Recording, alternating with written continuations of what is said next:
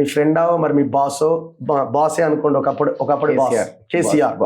So Chandrashekar Rao గారికి SIT notice ఇచ్చింది. ఆ నోటీస్ మీద ఆయన రిప్లై ఇచ్చిండు సాయంత్రానికి, కొంత డిస్కస్ చేసుకొని. సో నేను సిఆర్పిసి 160 ప్రకారంగా 65 ఏళ్ళు పైబడ్డ వాళ్ళకి ఇంటికి దరిదాపుల్లోనే విచారణ చేయాలి అని ఆయన అడిగిండు. మరి ఇవాళ నోటీస్ ఇవ్వచ్చు, ఫామ్ హౌస్ గ్రండి అంటున్నాడు. సో ఓవరాల్గా ఈ ఎంక్వైరీ మీద బీఆర్ఎస్ అంటుంది ప్రతీకారం అంటుంది, కేసీఆర్కే నోటీసులు ఇస్తారా మీరు అంటుంది. సో మీకు ఎట్లా అనిపిస్తున్నట్టు? కేసీఆర్కి ఇవ్వచ్చు, ఎవరికైనా ఇవ్వచ్చు, తప్పు చేస్తే అందులో మనం తప్పడానికి వీల్లేదు, అధికారులు తప్పడానికి వీల్లేదు. బట్ ఈ విచారణ అనేది రొటీన్గా ఇట్లా జరుగుతూనే ఉంటాయి.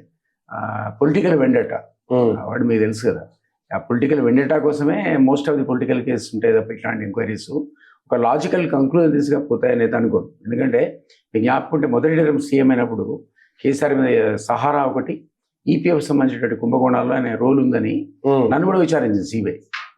మిమ్మల్ని విచారించారు? మీరు ఓఎస్డీ ఉన్నారు కదా. నేను అప్పుడు ఆయన పనిచేస్తాను కదా, నేనే ప్రైవేట్ సెక్రటరీ. సో నా సంతకం ఉంది అందులో. అప్పుడు నేను రాసిన నోట్లు రెండింటిని ఆధారం చేసుకొని నన్ను వాళ్ళు 9 గంటలు విచారించారు. బేగంపేట నా ఆఫీస్కి వస్తే మార్నింగ్ 9కి వస్తే రాత్రి 9 12 hours. ఎప్పుడు అది? 2015లో. ఓ కేసీఆర్ సీఎం అయిన తర్వాత ఆయన కూడా విచారించారు. అప్పుడు ఉన్నటువంటి 9 hours లో ఏమి తేలింది, అడిగింది అడుగుతారు. కేటీఆర్ అన్నాడు కదా, అడిగింది అడుగుతాడు ఇదే పరి అడిగి నేనే తకాయించిపోయాను. అసలు ఎప్పుడు కూడా అదే చెప్పుడు రికార్డింగ్ 10 మంది కూర్చుంటారు చుట్టూ, రాస్తూనే ఉంటారు. చెప్పిందే చెప్పి తకాయించిపోతాం మనం ఎంక్వైరీలో. అయితే అల్టిమేట్ గా నా దగ్గర స్పష్టమైనటువంటి సమాధానం లేదు. ప్రతిదానికి నేను డెసిషన్ తీసుకున్నాడు సీఎం కాబట్టి నాకు తెలియదు ఆయన డెసిషన్ తీసుకున్నాడని సహారాలో కానీ ఈపీఎఫ్లో కానీ చెప్పాల్సిన పరిస్థితి వచ్చింది. సహారా అండ్ ఈపీఎఫ్ 800 కోట్ల కుంభకోణం.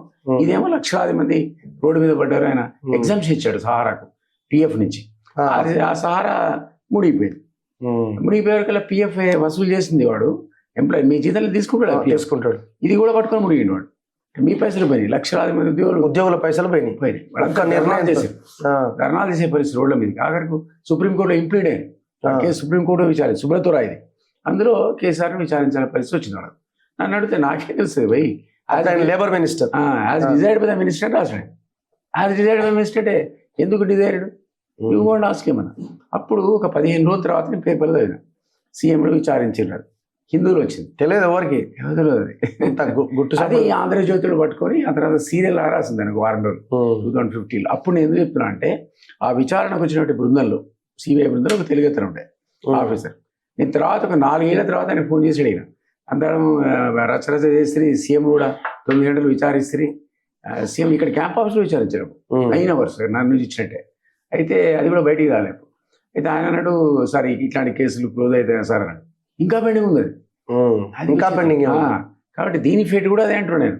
అంతే. ఇప్పుడు ఇంకోటి కేసీఆర్ ఏమన్నాడు, మీరు ఇంటర్వ్యూ వినుంటారు, ఎవడేవాడా రాధాకిషన్ 100 మంది డీసీపీలు ఉంటారు ఆయన ఒకడు. అరే అందులో నాకు ఇంటెలిజెన్స్ రిపోర్ట్ తెచ్చిస్తే ఏముందో నేను చదువుకుంటాను, ఎటు తెచ్చి నాకే తెలుస్తుంది అని రాహుల్ పేరు తీసుకున్నాడు. అంటే ఏమన్నా అంటే ఇది కూడా అదే సెన్సేషన్ క్రియేట్ చేయడానికి, ఎప్పుడు ఎవరినో ఇబ్బంది పెట్టడానికి, పొలిటికల్ వెండెట్టా దాన్ని తీసుకోవడానికి అధికారంలో ఉన్నవాడు వాడుకుంటారు తప్ప దీన్ని ఒక కంక్లూజన్ వాడు తేలేరు కూడా. Just they use it for the purpose of publicity.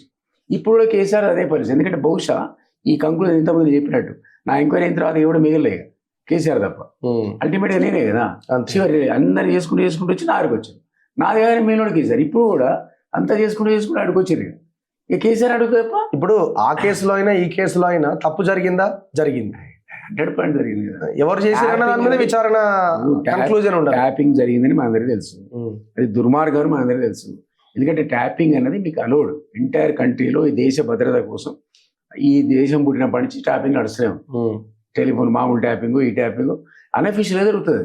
అందులో ఏంటంటే దేశ భద్రతకు సంబంధించిన రహస్యాలు ఎక్స్చేంజ్ అవుతే వాళ్ళకి అనుమానం వస్తే అప్పటిదాకా వచ్చింది ఎవిడెన్స్ కింద హోమ్ సెక్రటరీకి చూపించి అఫీషియల్ పర్మిషన్ తీసుకుని ట్యాపింగ్ చేస్తారు.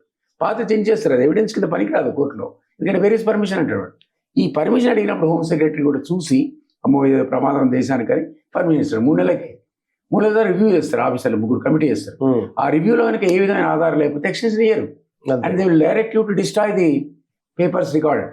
అది పరిస్థితి. వీళ్ళు నువ్వు ప్రైవేట్ సంభాషణలు, రియల్ ఎస్టేట్లో ఎంత బ్లాక్ ఎంత వైట్, హరీష్ రావు ఏం చేసిండు ఎలక్షన్లో ఎవడి డబ్బులు ఇచ్చిండు హరీష్ రావు, లేదా ఈయన ఎవరికి ఇస్తున్నాడు, ఇదంతా ఈ విపక్షాలను కొలాబ్ చేయడానికి అది వాడుకున్నారు వాడు. అండ్ ప్రైవేట్ లైఫ్లో ఇంటర్ఫియర్ అయ్యాడు. అవును. ఇదంతా తప్పు కదా, అది ఘోరం ఇది మనం తప్పడాల్సిన విషయమే. కానీ మీరు ఎంక్వైరీలో సపోజ్ రేపు కేసీఆర్ ఇట్లే మాడతారు కదా, ఎవడు నాకేం తెలుసు అంటాడు, నువ్వు ఎన్నిసార్లు అడిగినా చెప్తాడు, ఆధారాలు చూపించాడు, నేను పర్మిషన్ ఇచ్చినట్టే అంటాడు. పర్మిషన్ ఏముండదు, రైటింగ్లో ఏముంటుంది.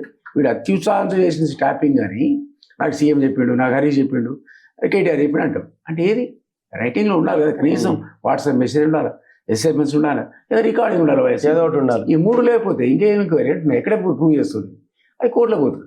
కాబట్టి నేను అల్టిమేట్ వీలైతే ఇప్పుడు బకరా అయ్యేది అధికారులు కూడా చేసినోడు బకరా వాడు ఒప్పుకున్నాడు కాబట్టి వాడిపోతాడు. వాడిపోతాడు.